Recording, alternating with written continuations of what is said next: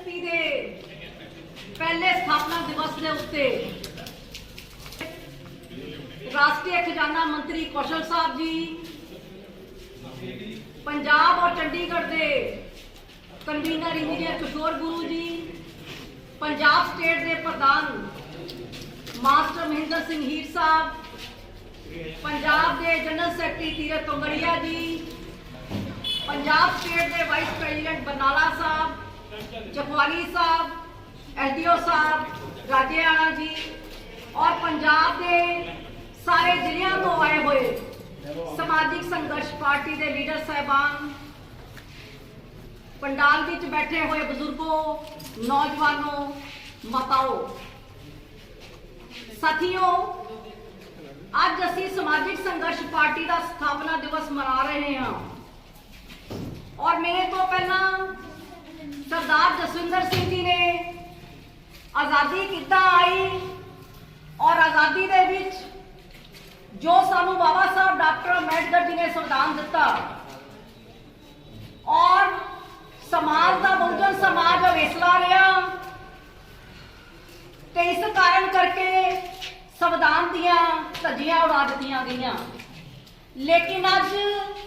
समुचा भारत देश जिस दे विच 5 साल का बच्चा भी अज साडे तो सवाल पूछ रहा है कि असी ना घर विच सुरक्षित हाँ, ना असी स्कूलों में सुरक्षित हाँ, ना असी समाज में सुरक्षित हाँ।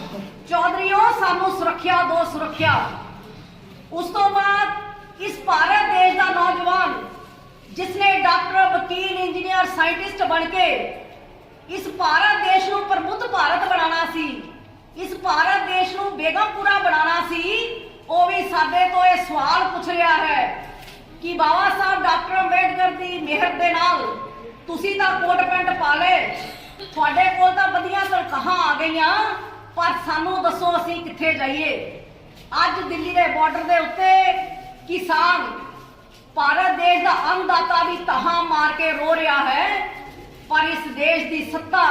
अज भी बोली बनी हुई है, उसनूं किसी की सुनाई नहीं नजर आ रही। और समाजिक संघर्ष पार्टी के सारे जुझारू साथियों को मैं दसना चाहती हाँ कि तुसी लोग बहुत खुश होंगे हो कि जदों किसान देश दियां सरहदां ते बैठा है दिल्ली दे, ते उस वेले कि वो बहुत जूझ रहे ने, उन्होंने काजू मिल रहे ने, उन्होंने बादाम मिल रहे ने ते खाण नूं मिलदा है। लेकिन अज स्थापना दिवस के मौके ते मैं दसना चाहती हाँ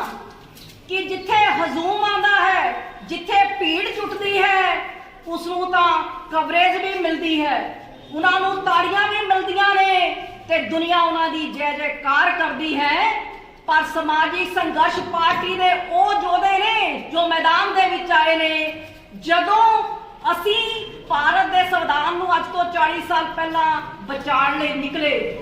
जदों समानता, स्वतंत्रता और भाईचारे वास्ते ये समाजिक संघर्ष पार्टी के बुजुर्ग मैदान के विच निकले, ते उस वेले साथियों साडे सिरां दे उत्ते भी मींह पैंदा सी और उन्हां सूरमियां दे विच एक बीबी हरविंदर कौर भी सी, साडे सिरां दे उत्ते तरपैल भी नहीं हुंदी सी, साडे ढिड्डां दे विच रोटी भी नहीं हुंदी सी। 200 किलोमीटर साइकिल चला के भुखे असी सौ जाते सी और फिर 200 किलोमीटर दूसरे दिन चलाते सी और दिन दे विच सिर्फ 2 रोटियां मिलदियां सी। समाज दे विच उत्साह सी, समाज नूं इह लग रहा सी, खास करके 1982 और 83 दे विच पंजाब के किसान ही यह गल कहते सी कि लगता है पंजाब का शेड्यूल्ड कास्ट कुछ करके दिखाएगा। लेकिन आज सारा ही समाज भी दुखी है और भारत देश का शेड्यूल्ड कास्ट भी आज हताश ते निराश है, आस नहीं नजर आती। लेकिन आज पहले स्थापना दिवस पे समाजिक संघर्ष पार्टी के जोधियां नूं मैं दसना चाहती हाँ कि आज भारत देश की तकदीर अगर बदलेगी तो इस हॉल में जो साथी बैठे हुए ने उन्हां दे करिश्मे नाल ही बदलेगी। लेकिन उहदे वास्ते 1 साल सानू दिन रात एक करना पड़ेगा। संस्थापक साहब ने दस पंजाब और चंडीगढ़ के इंचार्ज किशोर गुरु जी ने दसिया कि 5000 पेपर अज इस हाउस के उत्ते टेबल उत्ते पिया होया है। वाकई असी अगर बाबा साहब वर्गे महापुरुषों को इश्क करते हाँ, अगर असी दिल्ली के तखत से बैठे हुए बोले लोगों अनाज करना चाहते हैं करना दा, और जेड़े किसान अंदोलन के विच 70 सूरमे शहीद हो गए उन्होंने सलूट करना चाहते हैं, ते पेपर सब तो पहला लैके जाओ और जिस भी घर दे विच पेपर दोगे उसका टेलीफोन नंबर, उसका नाम और उसका पिंड का पता भी नोट करना। अगर साथी उदा ही कह देंगे असी वंड दिता मैं उसनों परवाह नहीं करांगी। उस तो बाद साथियों 5000 मैंबरशिप सानू हर कंस्टिट्यूएंसी दे विच तैयार करनी है, जेड़े सूरमे दसना चाहते हैं कि असी ये कुछ कर सकते हाँ, क्योंकि जिन्ना औखा रस्ता सी महात्मा फूले और बाबा साहब तय कर गए, कंटे साडे लिए चुग गए, साडे लिए सीधी जरनैली सड़क है। अगर अज भी असी अपने टेस्ट पास नहीं कर सके तो दुनिया के सब तो बड़े गुनाहगार समाजिक संघर्ष पार्टी के लीडर होंगे।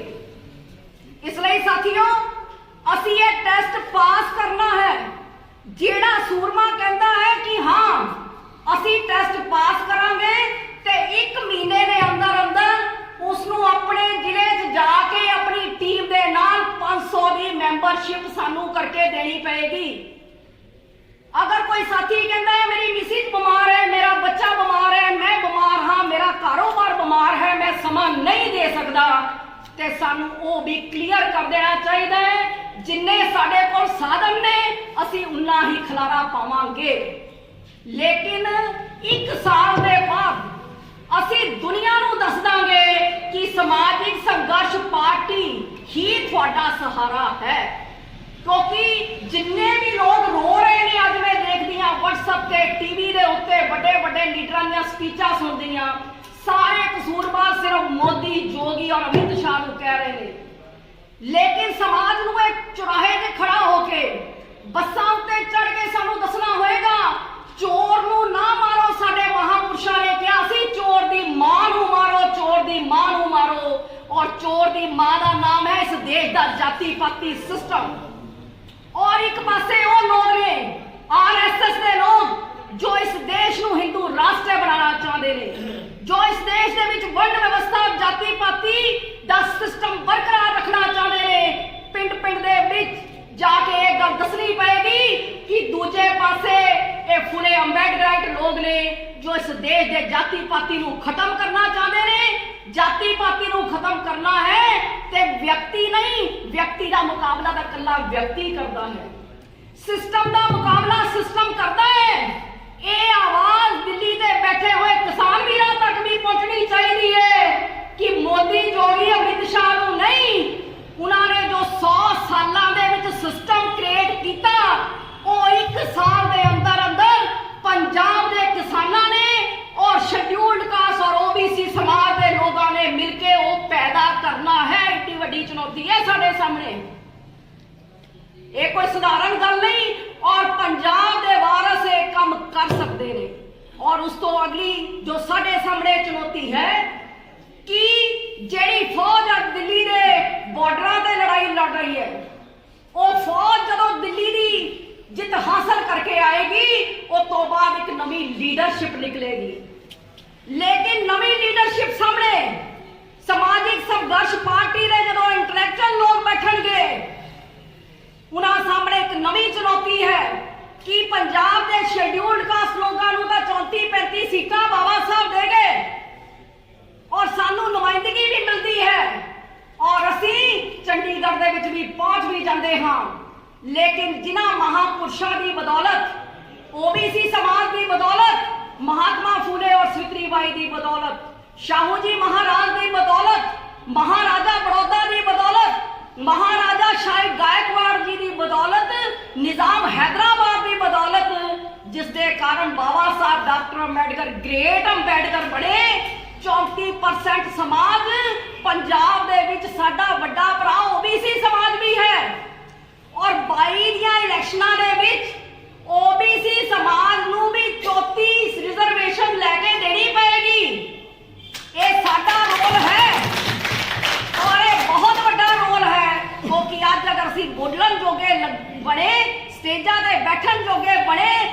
ਨੌਕਰੀਆਂ ਕਰਨ ਜੋਗੇ ਬਣੇ ਤੇ ਕੇਵਲ OBC समाज की बदौलत अपने कर्जे ਨੂੰ भी लाना है और समाज का ਜਿਹੜਾ मनोबल टुट चुका है कि लीडर सिर्फ बकाऊ ही ਹੁੰਦੇ ने, लीडर सिर्फ बकाऊ ही ਹੁੰਦੇ ने।